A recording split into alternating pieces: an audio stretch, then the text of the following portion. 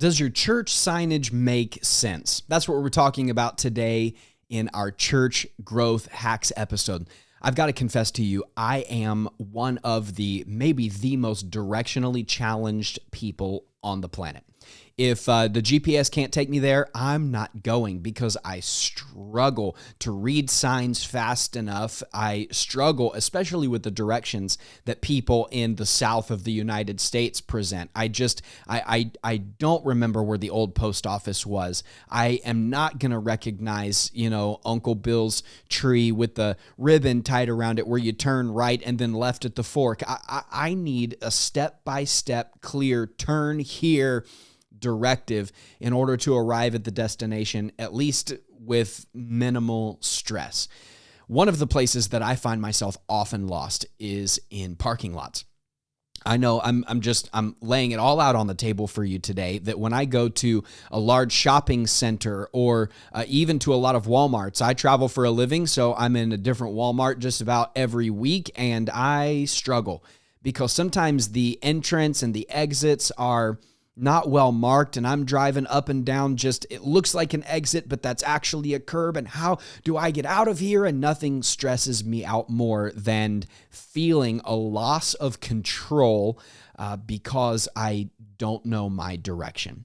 Now, we could talk discipleship all day long, but today we're talking about church signage.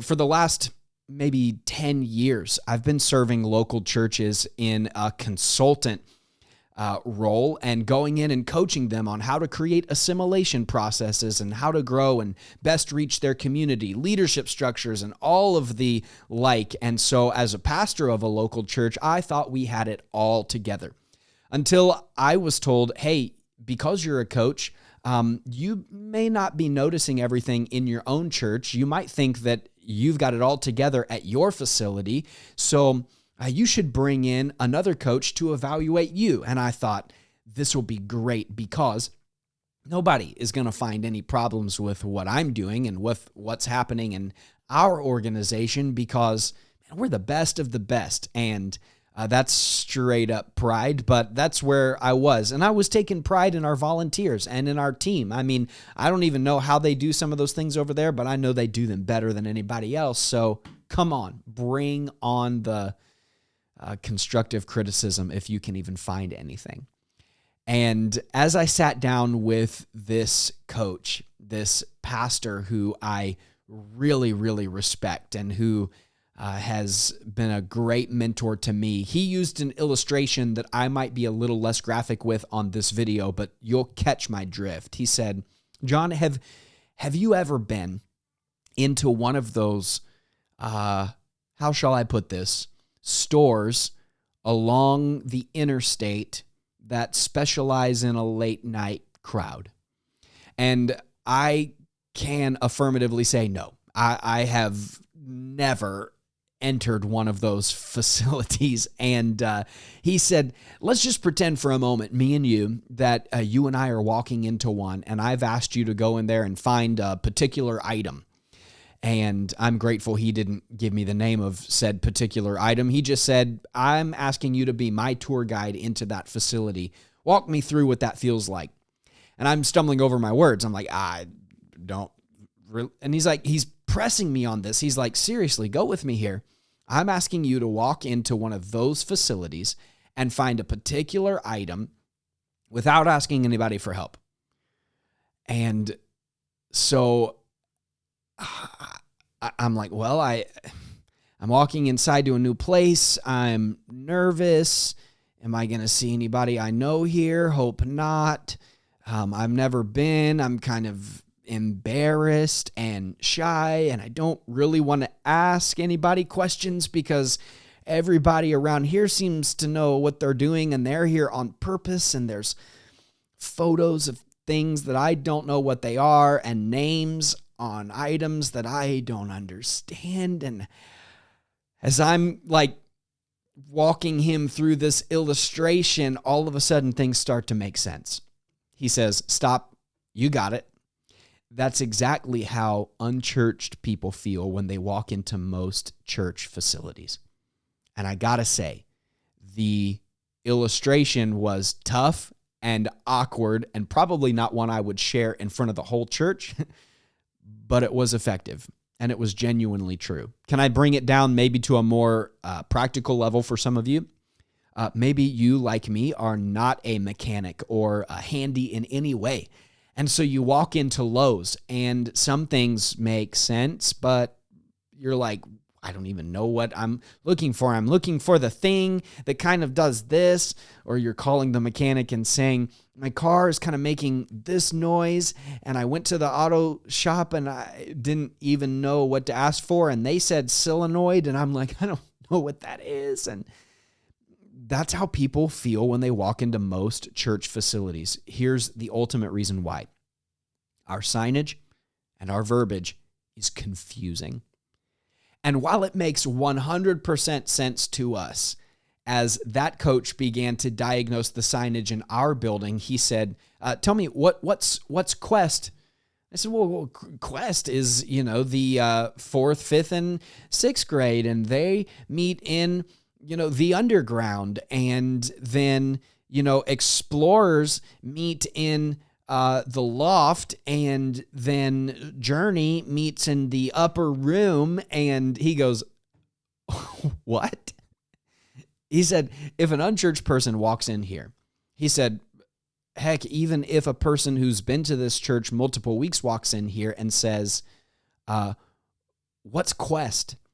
You've got to explain it. You're already 3 steps behind because you've taken the control away from that person and caused them to have to rely on a guide when what they really want is to be the hero in front of their family. What they really want is to feel like a hero for coming. They want to be able to navigate everything clearly and effectively without asking embarrassing questions.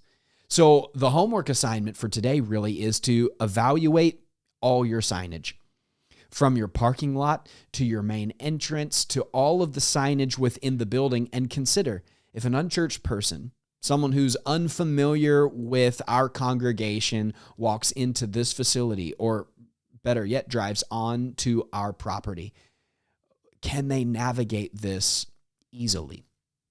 Do they know where to check in their kids? Maybe the most important is, are your restrooms clearly marked? Nothing more embarrassing than having to ask, where's y'all's bathroom? Make it easy for people to find. And so words like narthex, let's go ahead and remove that.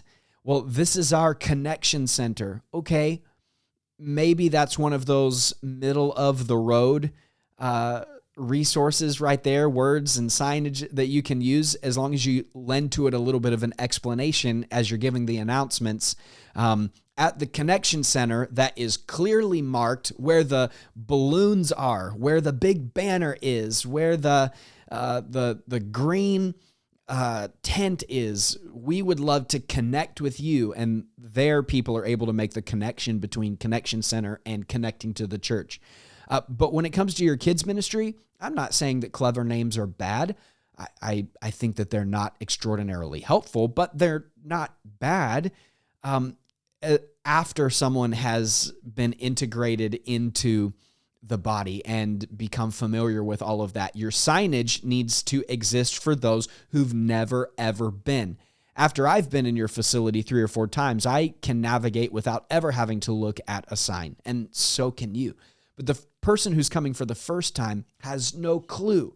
So I want you to take your team onto your parking lot, in your front door, through your facility, and make sure that your signage is large, easily locatable, and readily understandable. Can a first-timer drive onto the parking lot, enter the right door, leave their kids at the right place, find the right resources, use the right bathroom, and enter the right auditorium without ever having to ask another person. Can they do that? Or is your signage confusing? As you navigate the words that you use and the signage that you position, think about yourself entering a brand new place.